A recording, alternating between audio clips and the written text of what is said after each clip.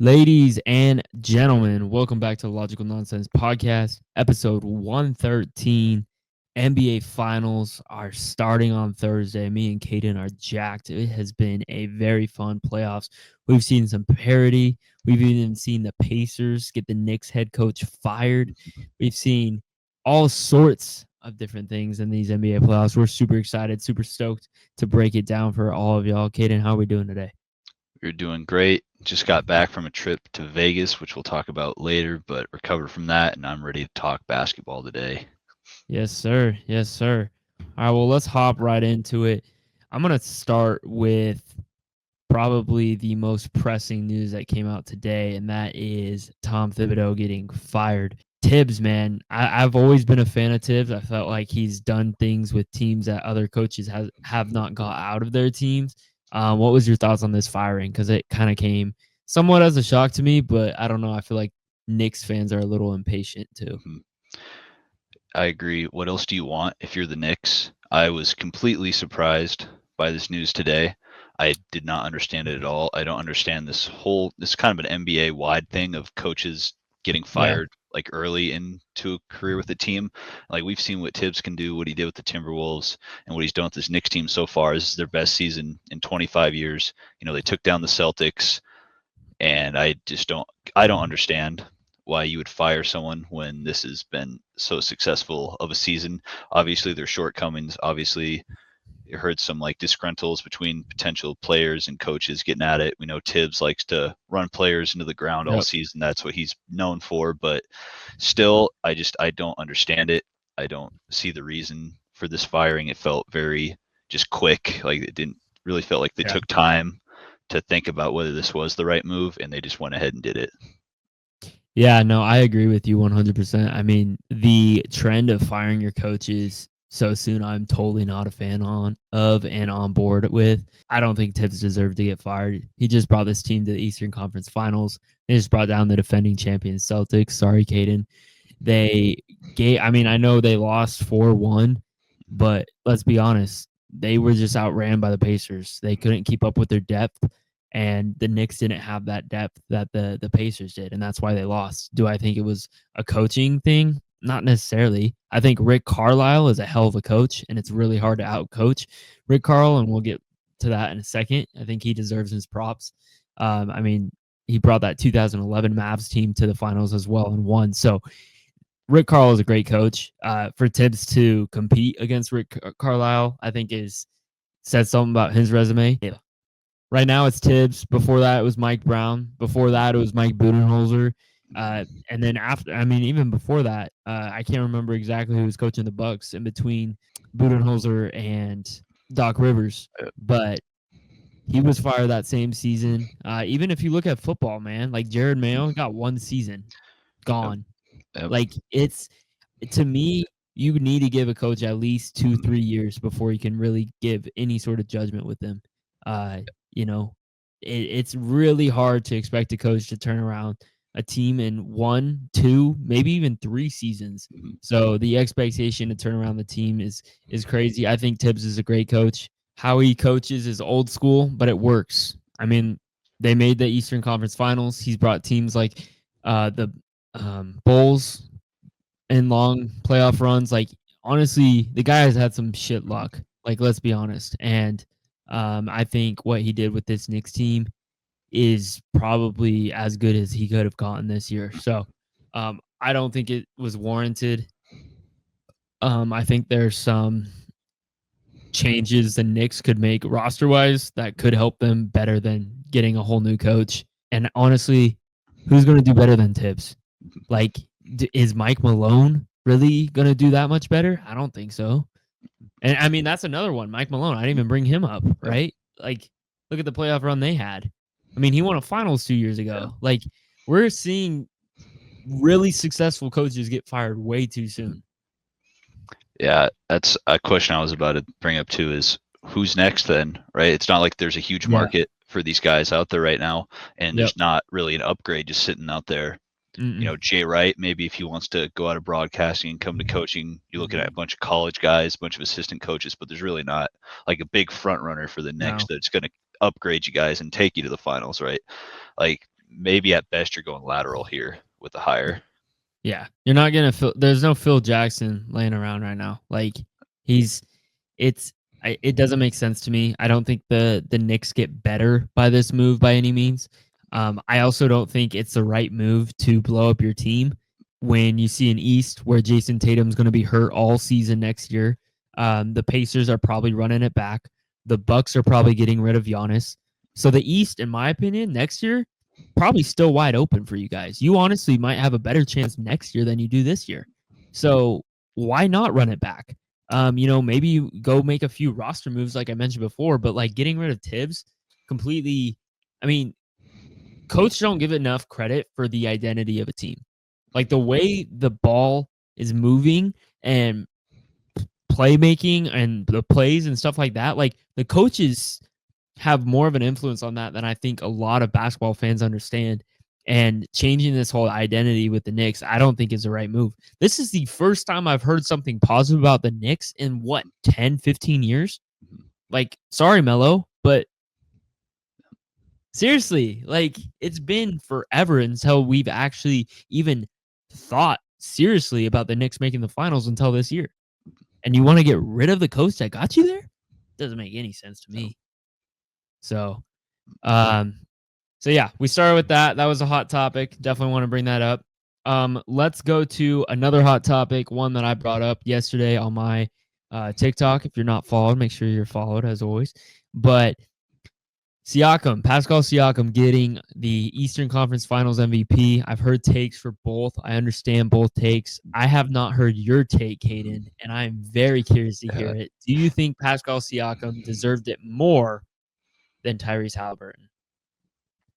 I was on the fence, but I believe Haliburton was the best player in the series. I think Spicy P had two absolutely incredible games, and I don't want to take away from anything he did. He had two incredible games, and then the rest of his series, he was solid. Definitely held their own. In clutch moments and in big games when it really mattered the most, Haliburton stepped up. We saw what he did in the game one comeback, and to get that to overtime for that win. We saw what he did that triple-double in the first half of game 3 or game 4, whatever. And so I think Haliburton just elevated the team more than Siakam did. I think Siakam was absolutely an outstanding player, and I can see like the controversy of both sides. But in the 2 losses, Haliburton played bad. In the 4 wins, he played spectacular. So I think that his high level is really what elevated them more than Siakam's play overall, if that makes sense. 100%. The way I put it, because I mean, I had this debate. A lot of people were commenting on it, and a lot of people defended Siakam, which I was actually surprised at how many Siakam defenders there were. But the way I kept going back to is, yes, did Pascal Siakam average more points per game? He did, yes. But if you look at what Tyrese Haliburton did this entire series, he ran the offense. The entire offense does not generate without Tyrese Haliburton. Does the offense still generate without Siakam? I think yes, personally. Yes, he had some great games, and I think he is essential to that offense, but I don't think the offense falls apart without Siakam. And I also think Haliburton was all over the floor. He's getting rebounds. He's getting steals. I mean, both sides of the ball, Haliburton was essential to the Pacers. And I think even in a game 5 where his first half wasn't great, he poured it on when it mattered. And I think that is what matters. He came up clutch when people needed him to be clutch. Like, he is reliable. He was consistent.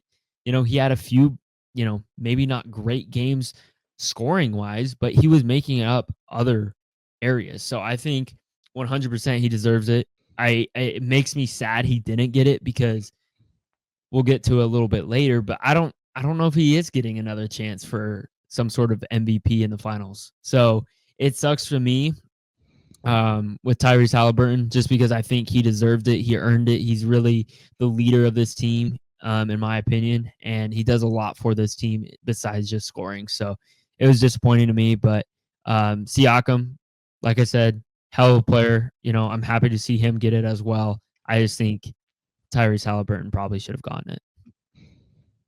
Anything else on that? Nope. I think we're pretty much in agreement here. I wasn't sure if you were gonna be a Siakam guy I or mean, not. So Siakam, his defense, his effort on rebounds was outstanding. But like you said, the way Haliburton just handled the offense, just controlled yeah, the games, yeah. clutch play after clutch play is just, yeah, Well, it's that was, funny too because like I was rewatching some of the highlights through the series, and just to like look at some of their highlights and stuff like that, and a lot of the breakaway stuff Siakam gets, like, guess who the pass is by? mhm, Tyrese Haliburton. Like, guess who initiated that? Tyrese Haliburton. Like, to me, Tyrese Haliburton can initiate the offense. Siakam needs somebody to pass him the ball to go initiate it. So that's kind of how I looked at it. But all right. So we kind of asked this a little bit, but what's next for the Knicks? Obviously Thibs gets fired. So that changes thing and changes a little bit of my answer personally. But roster wise, do you think they run it back? Do you think they should go trade some guys? If they should trade some guys, who are those key guys you think they could potentially get rid of? man, I've been thinking about this too because like we're talking about new coach, new identity. So how are we gonna run the offense? What are we gonna Yep. want to do that way? I think we saw in the playoffs kind of lack of depth really affected the Knicks. They're able to compete top 4 or 5 heavy, but then Yeah. once you get down to the 6th, 7th, 8th, 9th player, they just Yeah. could not compete with the Pacers. So I'd like to see depth. Personally, I don't want to see them blow up their big four they got going on right now. I mean, they just traded a whole boatload for Bridges, like all Yep. those first, and then you just brought in Cat in that Randall trade, which I thought was a win-win trade. And I know a Yeah. lot of people are saying that one of those two has to go. Personally, I I don't think don't they want to see do. him go. I just think Bridges needs to step up. Like we've Yeah. seen what he's capable of, and I just think he kind of had a poor series there. But maybe a guy like Josh Hart for a couple depth players, uh, something along those lines. Mitchell Robinson could probably get you a couple Yeah. pieces. Even though I like Mitchell Robinson, I think I he's do too. someone I'd like to bring back, but he has Underrated. good value Yeah. right now. Yep. Deuce McBride Yep. definitely elevated his. So I think there's like roster moves to be made on the in the depth aspect, but I would like to see the Knicks keep their top 4. So Yeah. Yeah, no, I agree. I think what the Knicks are going to run in issues with is contracts, obviously. But I agree. I think depth is obviously the glaring issue here. And unfortunately, to get depth, you're going to have to give somebody up. I think it's either Robinson, Josh Hart, somebody along those lines. I think it's end up if they're going for depth. I think it's going to be Mitchell Robinson, especially after this series and what he showed he can step up in big ways, especially in terms of rebounding, just like smart plays, getting fouls drawn when they need to be drawn. So I think he's the one that makes the most sense for the Knicks, even though, like you said, I like him. Um, but to get some of that return, I think they're going to have to get rid of him. If Thibs were to stay, obviously Thibs is no longer around. I also think something this team needs to improve on is not playing so much individual basketball. I think something that really hurt them in this series, especially, is when you look at how they played. It was a lot of ISO ball, if you will. And that made it really easy for the Pacers to hone in on a few guys and really shut them off, I guess. In the sense that they forced other players who aren't usually forced to step up. And I think that hurt the Knicks in the yeah, end. And that's a big reason why they lost this series, is because those guys were forced to step up. They're not used to stepping up. And obviously they weren't capable of stepping up because they ended up losing this series. So and I also think the Knicks could probably get better on defense a little bit. Karl Anthony Towns and Mitchell Robinson were great, but we saw with the Pacers, pun intended, their pace was fucking crazy. Like scoring within 7 yeah, seconds almost every single play. And getting back to the ball, Karl Anthony Towns and Mitchell Robinson are slow. Like it sucks, but it's true. And yes, you want to play big ball because that's a mismatch for the Mitch match. Oh my god, mismatch for the Pacers. But like I said, like the defense was definitely an area of concern. So, anything else you like to see from the Knicks? Yeah, I think like you said, just defensive key because really it was just Josh Hart. It felt like Yeah. in the playoffs, the only one that was really trying every play, and Mitchell Robinson. But Cat, for how big he is, he could always play better defense. That's always been a scrutiny of his game, Yeah. is being more physical down low. Yep. So I think that's something to bring. I think Jalen Brunson, I think he's a physical defender. I just think maybe he can improve his game Yeah. as well. But yeah, there's missing a piece or two. Couple, maybe Yeah. some young guys, maybe get a good draft. Couple, something needs to elevate. Something needs to change. And I wish Thibs was there to run it back because now who knows what this team Yeah. becomes. 100%. 100%. Honestly, it was crazy to me. This is kind of a side note, but how many freaking fouls Karl Anthony Towns, like just stupid fucking fouls, he would commit and be like, "What? Bro, are you kidding me?" Like it was so stupid. He's just shoving guys out there. I'm like, this is not what we mean by being physical. Yeah, Like yeah, this is yeah. not it, Karl Anthony Towns. But yeah, I agree. I agree. All right, well, let's move over to the Thunder and Timberwolves debate. My first question: will Anthony Edwards ever win a conference final? I think so. He's only 23.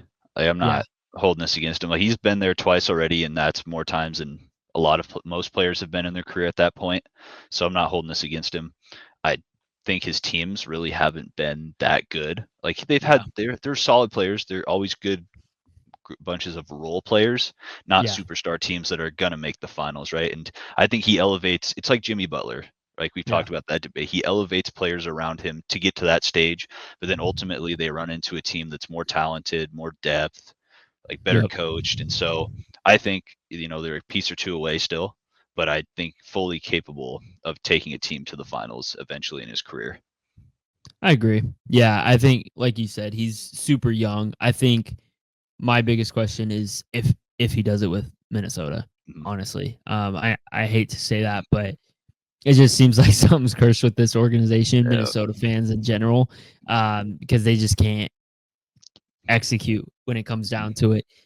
So we'll see if he ever does it with Minnesota. If he does, that would be great for Minnesota. But it's tough to watch because you see somebody so talented, and like I said, he's young. So like for him to even be in the conference finals back to back years, and you look at the teams that he has beat, like that's an accomplishment in itself, and something that should be applauded because taking down Jokic last year, taking down a Warriors team who, yes, I know that Steph Curry was hurt, but still good. Lakers, right? They beat the Lakers. Yep. I mean, LeBron, Luca, like, say what you want about that team, but like, those are two legends who one maybe a future legend who you can't discredit. He's Yeah. taken down. So he definitely has some teams he's brought down that he's capable of doing it. I think it's just executing all the way through the end.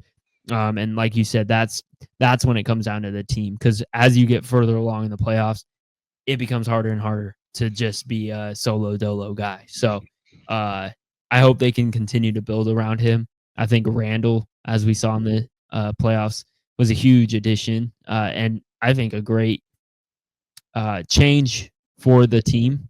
But I think just adding to that depth, drafting well, will be huge for them. Did the Thunder show a cheat code to the NBA? And here's what I mean by that. With the way they built their team through the draft, primarily, SGA obviously was a trade, but they got rid of all their pieces and they have drafted well for a good 5 years now. And now they have probably the most depth. You can argue maybe the Pacers, but I think probably even better than the Pacers in terms of depth and almost a change in tides in how NBA teams have played, especially if you look at this playoffs. You have two teams who are built on depth, not stars. So, do you think they showed a cheat code to the NBA on how the future is going to be? I think the way they built the team is super interesting because Yeah. they blew it up completely, and they're one of the few teams. We hear teams that are going to tank or blow it up. Mhm. They're never really fully committed to it, No, right? They always they have a get piece or scared. two still, and they get scared that they're going to be so bad that. And nope, Thunder said screw that. It's all going to the wayside, and they ended up getting so many picks and, believing in themselves and like who they know they can draft, and yeah, they fully committed to themselves. And so I think it's a blueprint, but I think it's a blueprint that a lot of teams are going to be scared to take. I think also another point of that is drafting well. It's so hard to draft well in the NBA, and we see teams miss on a lot of guys, and then we see teams pick up a lot of guys and then trade them, and then they flourish. So, it's definitely difficult for a team to draft pieces that stay within like 4 or 5 years and are able to develop the way that the Thunder have. Yeah. And so I think it's a good blueprint, but I also think it's one that's very difficult to replicate for a lot of orgs. Yeah, it is difficult. I mean, really, the Thunder just continued somehow, some way, continue to get draft picks over and over and over again. And it felt like they were hitting on almost all their draft picks. Now, with that being said, when you have as many draft picks as they have accumulated, it's really hard not to hit on at least one of those, 5 picks every draft. Yep. So I will give them that. But like, still, we've seen it. Teams have tried to tank, like you said, like 76ers, for example. They kind of had a good run at it, but they never made the finals.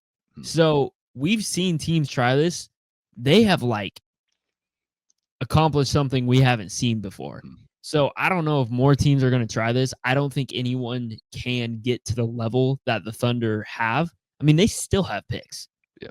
That's what's crazy about that, is they still have picks, and still it's almost like this like perfect replenishment system that they have that is just going to continue to get better. I mean, they have guys that we haven't even seen who could be good. Like, we don't even know, because that's how deep they are. So I'll be very curious to see if this team can go on a dynasty run, because they have so many picks. Like, it is very inevitable that this team could be good for a very long time with the amount of wins they had this season too. Like, if they win the finals, they're going to have 80 wins. There's very few teams who have 80 wins in a season. So that's nuts to me. With that being said, do you think Sam Presti is the best GM in the NBA? Oh man, he's pretty good. Like, it's hard to debate the facts, and I think what the Celtics build with Brad Stevens is comparable. I think like what we've seen with the Pacers build is comparable, but we've never seen a GM do this, right? Like, get this many picks and hit this many teams and trust the process like this hard. So currently I think you can say yes. I think you can say right now he is the best GM. And if they win a title, I think so. I think that will put the staple in that conversation as an X. What he's done is just insane run. Yeah, no, absolutely. I mean, he's been there since like 2006? Like, he got KD, James Harden, and Russell Westbrook, Serge Ibaka, Kendrick Perkins all on the same fucking team. He's done this twice now, where he has just built this super team through drafting. Again, through drafting. He hasn't done anything trade. He hasn't screwed his team over in the long run to try to win in the now. Like, he's doing this through drafting. So I think, for me personally, I think he is. I think he is the best draft GM that we have in the NBA. And I think the way he thinks about it long term is comparable to none. And shout out to the Thunder front office for trusting this guy through and through. Because when he was trading away all these players, it would have been easy to say, like, what the fuck are you doing? We have no one right now. Now they're in the finals. This is what happens when you stick with a process. Earlier, we were talking about coaches. This should be a similar process. We should be trusting our coaches, if they are showing some sort of success, to continue to do that. So, shout out Sam Presti. Yep. All right. Anything on the Thunder T-Wolves series or Pacers Knicks series that you wanted to just go over before we hop into the finals? Oh, I think I'm ready. All right. Well, I forgot about one thing. So, thoughts on SGA getting the MVP? I think it's well deserved, and I think a lot of people just try to push the free throw narrative Merchant. further than it Yeah. needs to go, because comparatively to the other MVPs, he's shooting free throws at the same or even lower than James other Harden. players that have. Yep, right. So I think it's just an Joel excuse, Embiid. because I think people are just like to piggyback on that narrative, when what he's done this season is incredible. The way he's led this team to the amount of wins they have, the way he's been efficient on offense, and Yeah. it's crazy to me, because when SGA's coming up, like over the last couple of years when the Thunder have been bad, everyone's been all for SGA, all for the Yep. Thunder. Like, we want to see them be successful. We want to see them do good. And then they get successful, and he has a season like this, and Yeah. everyone becomes a hater. Absolutely. And I just don't Yep. understand that take. I think this is well deserved.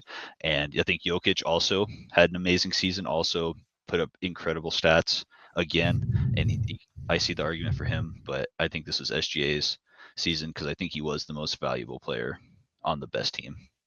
Yeah. No, 100%. I agree. I think SGA deserved it. I think it was long due.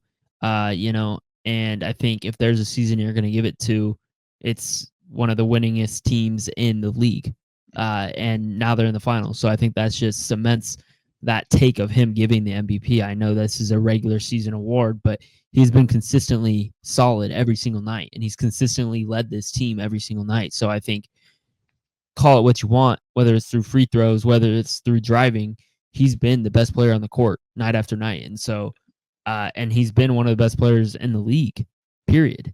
And it's very clear that it was between him and Jokic. For how young he is, too, like, I think that should be played a factor. Like, the fact that he is this good at this age and leading this team and playing at the high level he is, I think that has to be considered as well.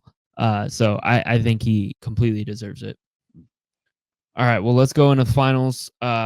Pacers finals. Pacers Thunder. How about some parity, Kaden? My goodness, I love it. We finally got some parity. Some team we haven't expected to see with the Pacers. I love it. What are your keys for the Pacers winning this series? The Thunder are heavy favorites in this series. How can the Pacers pull off an upset? This is going to be tough, because both teams love to run and gun, right? But I think the Pacers have to stick to their identity. I think that's one key. Like, you're going to have to win run and gun games against the Thunder, because that's the way you play. I don't want them to try to change their whole game plan that got them here just because they want to try to do a low scoring kind of game. I think you just need to go, try to draw fouls. You're going to have to get Caruso in foul trouble. You're going to have to get SGA in foul trouble, Holmgren. That's kind of each attack, I think, for the Pacers. And stealing one of the first two games is going to be a huge key. The Pacers, they've won the first two games in all series so far in these playoffs. They're really good on the road, and it's vital to steal one OKC, because OKC is also the best home team in the playoffs. So stealing home court advantage, or at least, splitting one of the first two games, is huge for the Pacers. Yeah, no, I agree. I think weathering the storm is how I would put it. Stick to your guns, like you said, identity, but weathering the storm. Things are going to get chaotic in this series. Like you said, both of these teams like pace, and I think things are going to get chaotic, especially towards the ends of games. If you're in Oklahoma City, it's going to be tough to win a game. But if there's a team I believe that can do it, I think it's the Pacers. We've seen it time and time again. They've won games they're not supposed to. That game one of the Eastern Conference Finals, I'll go back to. They should not have won that game, but they did. And I think if they can pull off stuff like that, and I know that's saying a miracle, but we've seen it, 3 times in this playoffs where they've been down huge and pulled off these crazy victories. That's going to win you a series if you can pull off this upset. That's how you pull off an upset, period. Those are huge momentum shifters. Like, if they can get the momentum in their court, like if they can ride that momentum back to Indiana, Thunder might be in some trouble. I think that's how you get it. Remain confident. Doesn't matter who you play. I think the Pacers should trust in their team right now. They have a lot of team chemistry going for them. They have a lot of momentum. Continue to ride that. Continue to be confident. Trust in Haliburton. Trust in Siakam. Trust in your bench. Nembhard, Nesmith, boatload of guy, TJ McConnell. I mean, I don't even know who else. Miles Turner. Like, trust in those guys. Like, you've got the bench. You've got guys who can come off and play really good. And I think you have a phenomenal coach who has brought you to this series. Just trust each other. I think that's going to be key for them, especially when it comes down to clutch moments. And who knows? Maybe they can pull it off. Keys for the Thunder to win as favorites. I think locking down Haliburton, slowing Yeah. down Haliburton is the biggest key because, like we've seen, when he has tough games, then the whole offense for the Pacers kind of struggles. They don't really have those other guys that really facilitate that well when Haliburton is struggling. So Caruso, he's going to play defense like he always does, I'm sure, on Haliburton. Lou Dort, like they have the defensive guys. So I think slowing down Haliburton, kind of defending the three is going to be huge for the Thunder. And then offensively, just making sure you trust your depth as well. Like both these teams can go 9-10 deep. Just letting other guys besides SGA probably take over games is going to be important for them. Just being confident, right? Like the Pacers are going to go on flurries. Like it's weather the storm both ways too. Because both teams are just going to go on 10-0 runs, 12-0 runs, 12-2 runs, hit threes, 5 threes in like 5 possessions. So just being able to trust your guys, weather a storm, and know like anything can happen in this series. So both ways, it's going to just be trusting your guys. Yeah, definitely. I think a huge thing for the Thunder, like you kind of mentioned, is just having your guys step up. SGA, don't be surprised if he has a bad game, at least one bad game. This is the first finals. I wouldn't be surprised. We need guys to step up.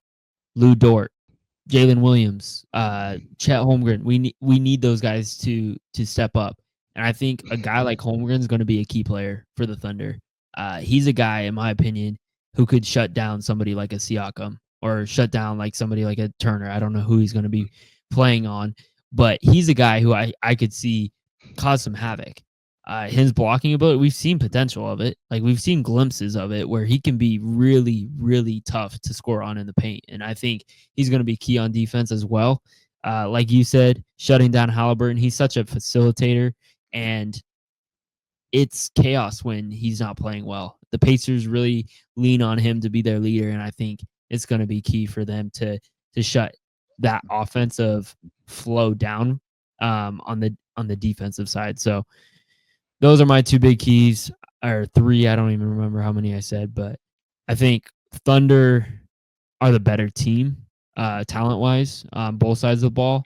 It's just a matter of being confident in your team and what you guys have done all season. So, all right, let's go to our legacy turn. Haliburton, if he wins, how do you think this elevates him as a player in the fans' eyes? I think this is huge for him, right? Obviously, I think losing doesn't affect his legacy that much, right? Like they weren't supposed to be here. He was overrated player, right? But if he wins this whole thing, this is a huge run for them. The teams they've beaten to get here, the way they've beaten teams to get here, him being an underachieving player, an overrated player, and then to go out in the playoffs and just put up these kind of stats and then beat a team like the Thunder in the finals, it would be crazy for his legacy. It's a huge boost. And then I think you start putting him at that next level in his game. Like we saw when he was on Team USA, he didn't get any minutes.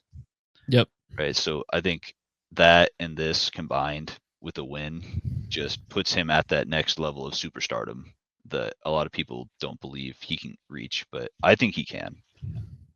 Yeah. No, I think I agree with you. I think Haliburton, honestly, like even if he loses, it's kind of one of those situations where it's like, dude, he got them to the finals with a team that nobody expected them to be in the finals. So how can we be hating on this guy? But at the same token, I think it elevates him even further. I think everyone takes him a little bit more seriously, and this team seriously with a finals win. Honestly, it kind of reminds me of the 04 Pistons a little bit, in the sense that a lot of people just didn't think they could take a team like that down. And it would be huge for Haliburton, man. I think he'd be taken a lot more seriously. I think the clowning goes away a little bit. And it'd be like, I don't know. It kind of reminds me of Jimmy Butler-esque, Like if Jimmy Butler were to win one, what that would do to his legacy. So, but again, look at Jimmy Butler's legacy. Like we still think of him as this great playoff player. So, Yeah. all right. On the flip side, SGA, he obviously, in my opinion, probably has the most pressure of anybody on either team. If he wins, what do you think that does? Obviously, I think he gets held in high respect. MVP, best Yep. team in the league. Like this is supposed to happen, and this is what they expect. But also the respect of doing this, like we said, through the grind, through the poor season, sticking with it. So for his legacy, I think it's important, more important that he wins it, Yeah. right? Because if he loses it, the slander is going to be unreal. Like you're going to Yeah. hear people didn't deserve MVP. Team shouldn't have been there. How do you not Yep. win with the best Too team? young. Right. Yep. It's like when the Warriors lost, right? When they were 73-9, like the best team loses, and then it's a huge hit on legacy for the players. So I think there's a lot of pressure on SGA. I hope the lights aren't too bright for him. I don't think they will be. I No. think he'll shine and rise to the occasion. I think he knows and trusts in himself. So I think this is important for him to win, though, for his legacy. Do you think there is a take for him being best player in the world if he wins? That's a I tough still, one. That's a I big know. one. I think he's solid. I still think I would need to see a couple more seasons at this level Yeah, I agree. for that because like Jokic has done it numerous seasons, Giannis has done it numerous seasons. So I Yep. think he would need to repeat this a couple of years before we could put him at that level. Yeah. Yeah, I agree. I just want to throw it out there. Mhm. All right. What about Rick Carlisle? His legacy, if he wins one, that would be his second one. Do you think he's, I don't know, one of the best coaches of all time? If he wins this one, I think you can put him way up there. I think it shoots up his ranking as a coach because what he did with that 11 Mavs team and now what he's doing with this Pacers team, right? That's just not being handed a bunch of all No. stars and winning a No. championship. This is building through your players and through their identities into a Yep. championship caliber team and knowing how to coach and knowing your strengths and knowing your weaknesses and all that and bringing it together. So if they wins this championship, especially against this Thunder's team, this would be a second chip where they beat the LeBron Laker or LeBron Cavs or Heat. My God, they beat the LeBron You're Heat. good. You're good. Whatever team he played for, and then they beat this Thunder's team. Right? It's not like they're beating teams that are they're better or teams that Yeah. are better than them. Right? You know what I'm They're saying? the They're underdog in beating most elite. Yeah, situations. Yeah. they're beating elite teams with lesser Yeah. talent at the Yes. high end. So for him, this would element him way higher than he's Yeah. been before. I 100% agree. I think this puts him into a conversation of top 5 coach, honestly. Like that might be too much, especially with saying like, oh, he's only got 2 championships. But like again, you look at the teams, if he wins this one, you look at the teams that he brought to those championships, I mean, come on now. Like that is nuts. Like Steve Kerr, don't get me wrong, great coach. And I think that 2022 championship, I think helps his a lot, especially because I don't think a lot of teams thought that team could win a championship. But prior to that, a lot of people just thought he was riding the talent that he had, right? So that to me, like for him to do what he's doing with the talent that's been on his team, I'm not saying it's poor talent. Like there is talent on there, but that is a lot of just good coaching fundamentally. So I agree there. All right. Let's get to predictions. How do you think it's going to roll? We talked about keys. How do you think it's going to roll the series, and who do you have ultimately winning, and how many games? This is just such an awesome finals. I'm so excited for this to put that out there first. Like 2 teams that have never won a championship, 2 teams that are just so like identically matched. They're both Yep. depth. They're both have stars. They play great defense on both sides. The heart's there. That like they both want this. Yep. And everyone's that thinks the Thunder are just going to go out and walk this series. I don't necessarily think they will because I think the Pacers have proven that when you count them out, they elevate their game Yeah. and they like to play to that level when they're the Yep. underdogs and they like to be in those situations where back against the wall and they got to throw a couple punches. And so I think the Pacers are going to steal one of the first 2 and I think we're going to probably go to 7. I would love to see it go 7. I just think, coaching experience wise, I think you have like Siakam's been there before. I think that'll help them out. But ultimately, I think the Thunder are just the better team, and I think they're going to win this in 7 just because the way they 7, play at okay. home. I don't think the Pacers are going to get walked like a lot of people are. No. I mean, I think that you can keep doubting them all you want. I think they'll end up winning a couple games the way they normally do. Okay. Okay, I like it. I'm going Thunder in 6. I think the Pacers will definitely steal. I can see them early on, like stealing either game 1 or game 2. But I think I don't know, something wakes up the Thunder when they get beat. Like the way they respond in games where they get beat, it kind of scares me a little bit. And I think the Pacers need to watch out for that because it I don't know. I think the Pacers, there's going to be some really close games.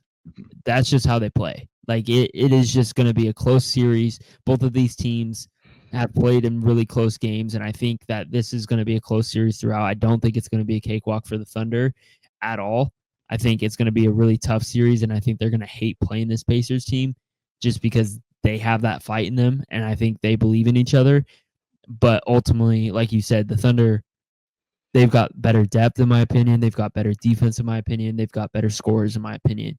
And ultimately, when it comes to that, I think the Thunder are going to take it in 6. And I don't know. I just feel like there's going to be a game where the Pacers maybe should have won it and they don't. Mm-hmm. And that might sound stupid after seeing what they've done in this playoffs, but I think that's where I get to 6.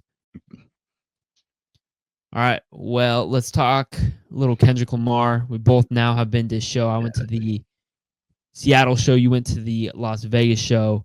Let's just talk about some Kendrick Lamar, man. Absolutely phenomenal for performance. If you guys didn't get to see him, he is an absolute phenomenal performer, and I think the run he's been on is something it's been talked about and needs to be talked about even more because it is nuts. Super Bowl, GNX was a huge hit, Not Like Us, dissing Drake. I mean, this is elevating him into a level of like true seriousness. Is he the greatest rapper, not just right now, but of all time? Like after seeing that, man, that was insane to me because I've always listened to Kendrick, but I haven't really been like big huge Kendrick fan, right? Like Yep. top. I think he's great. I think he's amazing. But yeah, like you said, this run he's been on has opened my eyes a little bit more. Yeah. And like seeing the way he commands the stage and the way there was 80,000 people at the Vegas concert. Like Allegiant Stadium was packed, and the way that he commanded that audience and was able to just put on an absolutely spectacular show. Just unbelievable memories. Unbelievable stage presence. It's incredible to watch, honestly. Yeah, the way he interacts with the crowd is just it's so good. And I think a lot of people, I don't know if they're nervous to go to hip hop shows, but I think a lot of people are nervous that it'll just be like a lot of talking at you. But the way he formulates these videos and then transitions into another songs, like it was spectacular. It was like watching a movie almost of like the whole Kendrick Lamar catalog. It was absolutely nuts. And then bringing in SZA, like this tour, I don't want to say it's never been done before, but 2 stars who are at some of their best popularity that we've seen collaborating together on tour is, I don't know if I've seen it to this level. Like they are selling out almost every single stadium they've made. Kendrick Lamar at the Seattle concert, that was the highest grossing concert ever by a hip hop artist. That's nuts. You think about some of the hip hop artists and some of the fan bases some of these hip hop artists have. That how can you even compare it to that? I mean, he was on Billboard Top 100 hits for like I don't even know how many weeks. It broke a record. Like that is, he's on a different level. His interaction with fans was phenomenal. I have a whole nother level of respect that I didn't even know I had left for Kendrick Lamar after that show. So, insane. Some of my favorite parts of that concert was obviously all the stars when they did that with SZA, and the whole crowd has the lights out. Like that's always cool. Not Like Us, obviously. really cool. But just like the storytelling of, like you said, with they bring out the car and the car goes down, then it comes out with SZA with the vines all over it, and then they play like the interviews before they go into each other's sets, and it's not just one artist and then the other. It's like 5 songs here, 6 songs there, 8, and they play back and forth, and like the storytelling, incredible. I thought DJ Mustard before the set was awesome too. Is just all incredible. He did tease me though at my concert. He played Family Ties, and then Smoke came out. Smoke came out, and then No Baby Keem came out, and then he said Future was going to be there. He goes, Future's in Vegas, and then Future didn't come out. And then during the SZA part for me, all of a sudden the stage rises and Doja Cat came out. So that was pretty cool because I knew that song. I didn't know a lot of SZA, but her voice is spectacular. It's incredible, man. Yeah, and like I learned a lot of her songs that I'm probably going to add to the playlist from that. So that was the way they played off each other whenever they did their songs together. Great chemistry. Yeah, great chemistry. It was so cool. The one bad thing I will say is I did not like how he acapellaed Good Kid, Mad City. I mean, dude, that was weird, right? Yeah, I did not like that. That was the one song I was looking forward to. And it was weird. No music, and he started singing it. And I was like, oh man. Like, I thought it was weird. I thought they were gonna beat drop the whole time. They were almost like teasing it, but they never did it. And I thought that was weird too. But no, it was a great performance from start to finish. Like I said, the storytelling was spectacular. I think I don't know if like I said, I don't know if I'm ever gonna see a tour like that. Like that is that might be my peak in life right there.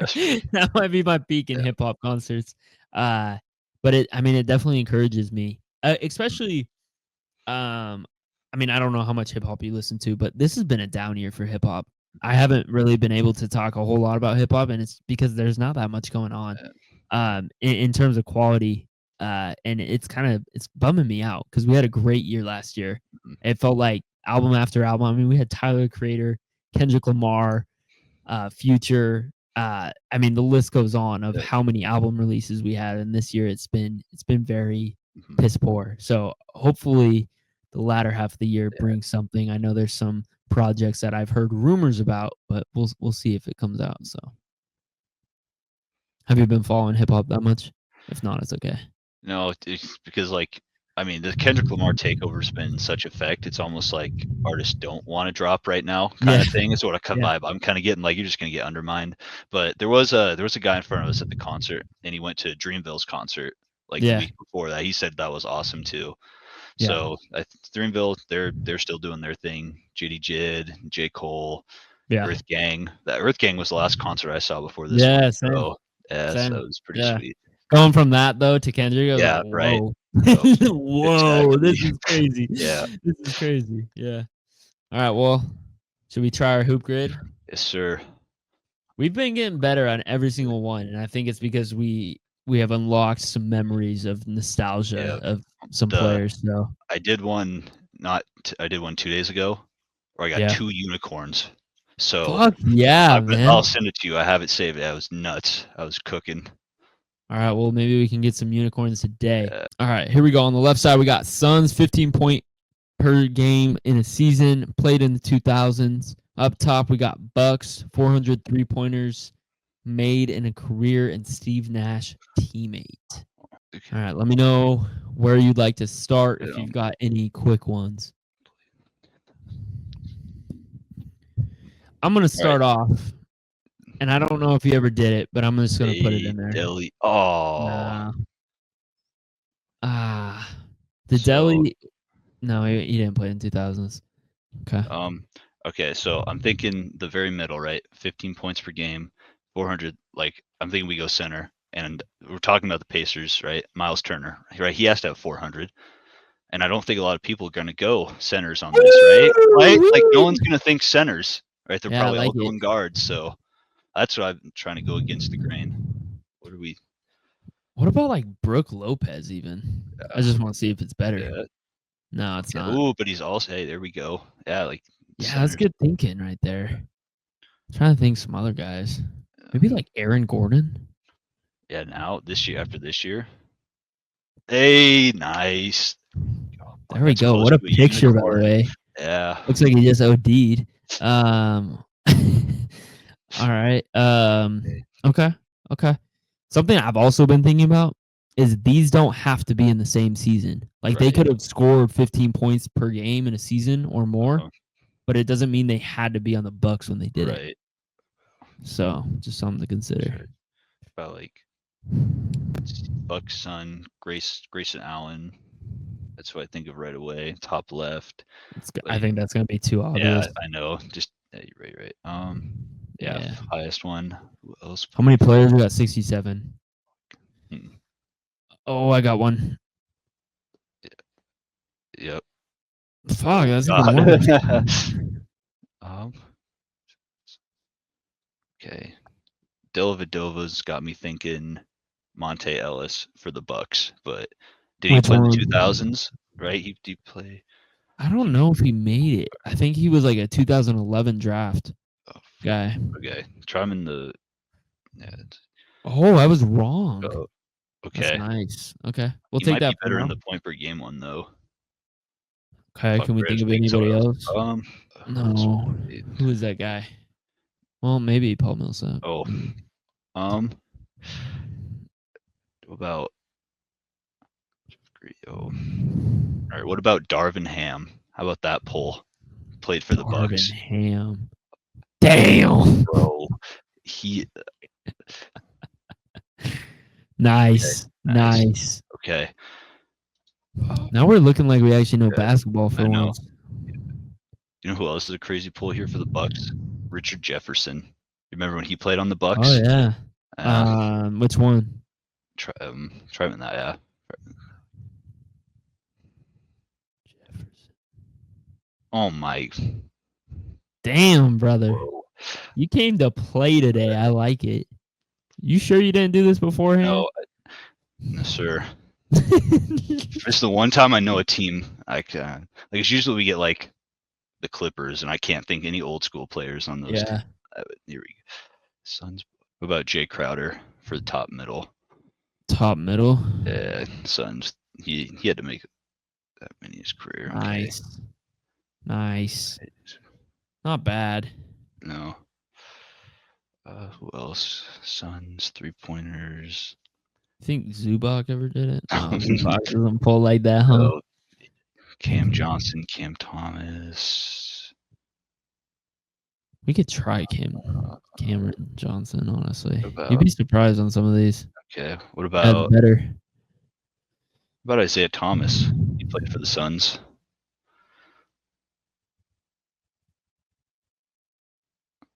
Nice. Okay.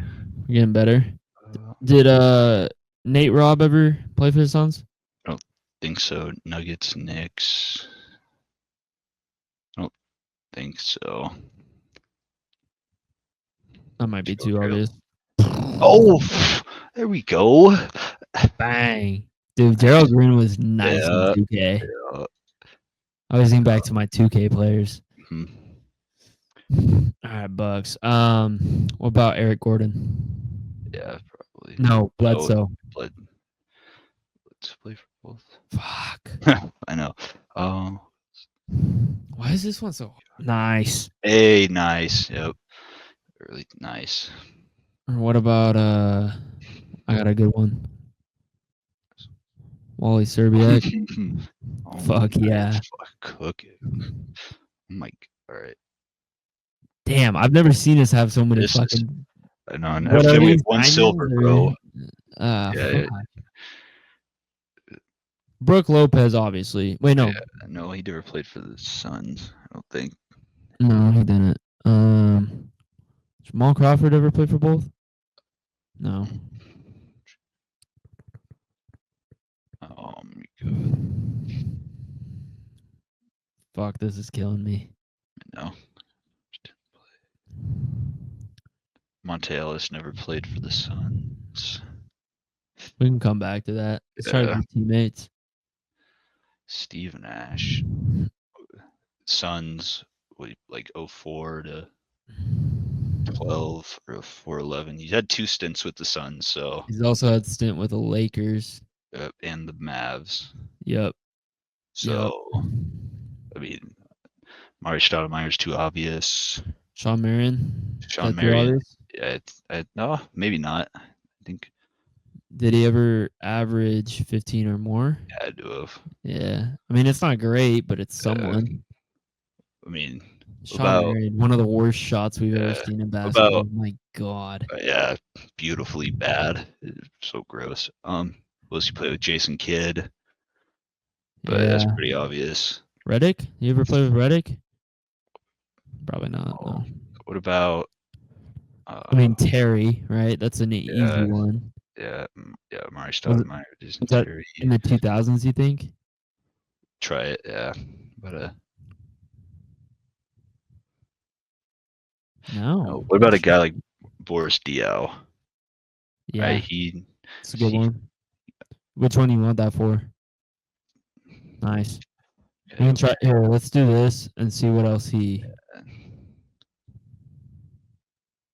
Nice. Okay, there we go. Okay, let's fix this. Yeah. And then fix this. Fuck.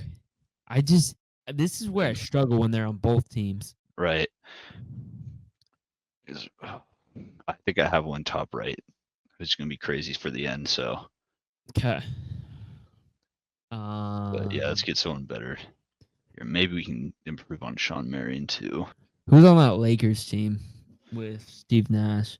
Obviously, Dwight, not LeBron. Dwight, Kobe.